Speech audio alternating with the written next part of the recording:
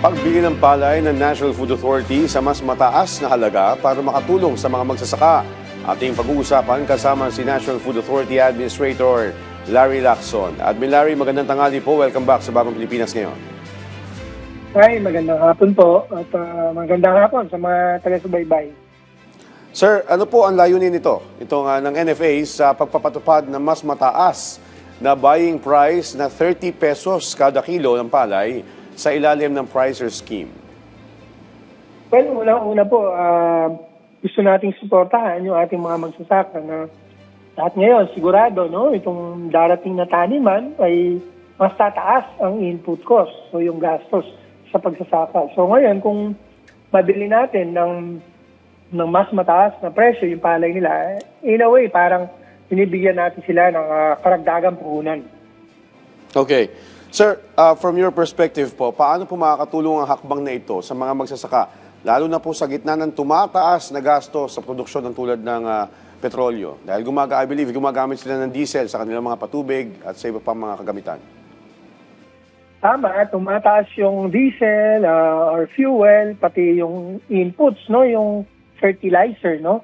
Ngayon, kung ang ating mga magsasaka na ngayon ay yung mga maani pa, ay pag nabili natin ng mas mataas na presyo, pambibili sila ulit, no, ng fertilizer sa mga susunod na taniman itong wet season. Okay. Admin, sa inyo pong assessment, how did we come up with this amount, itong 30 pesos kada kilo, para mabawi ng magsasaka yung kanilang puhunan at kumita? Pakipaliwanag po. Well, unang-una, tinitignan natin yung presyo ng palay sa mga iba't ibang lugar sa Pilipinas, no? Ang ginawa natin ay ititaas natin sa prevailing traders price sa ating sa mga lugar sa ating bansa, no? Yung 30 kasi yan yung usually nandyan yung mga presyo ng traders na 28, 29, yan po yun, no? Kanya yun po ang ating basihan na of which yun yung nasa sa objective ng prices. Yung makakompete tayo sa private traders by increasing our price. Well, Admin, paano naman po masisiguro ng NFA na hindi maaabuso ng mga trader ang sitwasyon at patuloy na mapoprotektahan ng kita ng ating mga magsasaka? Well, ako, tinutukoy natin trader ng palay, no? Sa atin, mahigpit ang rules natin na lahat ng magbebenta sa NFA ay registered sa RSBSA ng Department of Agriculture. And at the same time, kung wala man, ay meron silang certification from the Municipal Agricultural Office na sila ay talagang magsasaka para maiwasan yung pananamantala ng ibang mga trader, no?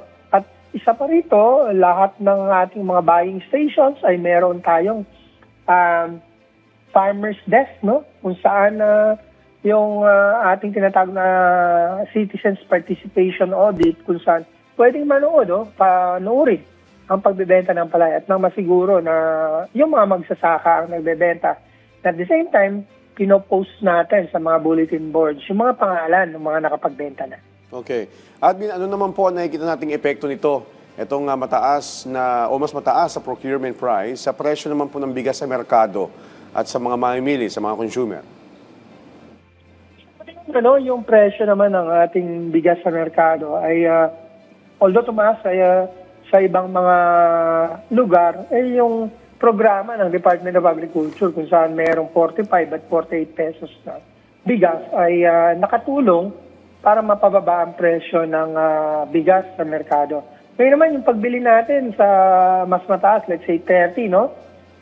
Ito naman hindi dumidiretso sa ating market, no? Ito ay buffer stock. Iniimbak natin. At nang sa gayon, kapag kakailanganin in terms of emergencies and calamities, ay meron tayong huhugutin. Alright. Well, Admin, pagdating naman po sa usapin ng pagpapatibay ng National Rice Buffer Stock, paano po makakatulong itong programang ito, lalo na sa panahon ng pangangailangan, kagaya ng kalamidad? Well, sa ngayon, yun nga, mas makakapamili tayo nung mga nakaraang buwan, last month, at saka yung Pebrero, Marso, no? Hindi tayo nakapamili. In fact, less than 1% of our target ang nabili natin, no? Dahil sa sobrang taas ng palay. Ngayon, dahil medyo bumaba na ng kaunti ang palay at tayo naman ay sumabay na rin sa presyo, no? Tinaasan natin ng piso kada kilo yung sa buying price ng traders. Dito, makakakuha na tayo ng palay sa ating mga magsasaka. Okay. Admin, pakipaliwanag din po, kaugnay po nitong Bentem Bigas, meron na program. Paano po ninyo binabalanse yung suporta sa mga magsasaka at yung layunin mapanatiling abot kaya ang presyo ng bigas para po sa publiko? Yung atin namang, ang pagbalanse niya kasi ganito, no? Yung ating mga binebenta na bigas, 20 bigas meron na, ay sinasubsidize ng DA, FTI, no? Tayo naman, on the other hand, may konti ring subsidy dyan, and at the same time, yung masasabi na natin subsidy dun sa pagbili ng palay. Tayo naman, no, ever since ang National Food Authority, na-absorb natin ang yung gastos na kaakibat nitong buffer stocking natin. Kanya kahit paano nababalansin natin. Kumbaga, sa farmer, nagdadagdag tayo ng kulang halaga. Dito naman sa consumer, nagbabawas tayo ng konti. So that both interests are protected. No? Mataas ang palay at abot tayo naman ng bigas. Kanya nga meron tayong 20 bigas meron na, of which, yun nga, sinasubsidize ng gobyerno. Alright. Well, admin, pahabol lang po na tanong, kung sakasakali man magpatuloy itong krisis na ating naranasan, itong ang pagtaas ang presyo ng langis ng petrolyo dito sa ating bansa, meron po ba tayong, o ikinukonsidera po ba natin na itaas pa yung procurement price ng bigas? O posible ba ito? Sa ngayon, maximum yung 30, no? Okay. Hindi natin nakikitang, hindi na pwedeng itaas pa doon unless manghingi kami ulit ng authority from the National Food Authority Council, no? Na itaas pa yan. Pero, yun nga, sa tingin natin, medyo mataas na yan.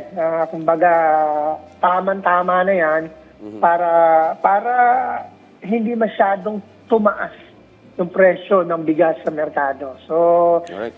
tingin namin tama na yan. Alright. On that note, mensahe niyo po sa ating mga kababayan, partikular na sa ating mga magsasaka at sa mga consumer na nakatutok sa atin ngayon. Well, sa ating mga magsasaka, alam ko po, tayo po, lahat ng nagsasaka ng palay, nakinabang ngayon, no? Itong anihan na ito. At ngayon po, ang NFA naman ay sumusuporta naman muli sa inyo para hindi sumadsad ang presyo ng palay. Kami po ay naglatag ng mas mataas na presyo para kayo po ay may pantustos sa susunod na anihan. Sa mga consumers naman natin, huwag po kayong mag-alala, lalo na po yung mga vulnerable sectors na tumatangkilik sa ating 20 bigas. Huwag po kayong mag-alala, lahat po tayo ay mabibigyan, sapat po ang ating stock. Alright, maraming salamat po sa inyong oras, National Food Authority Administrator Larry Lacson. Thank you, sir.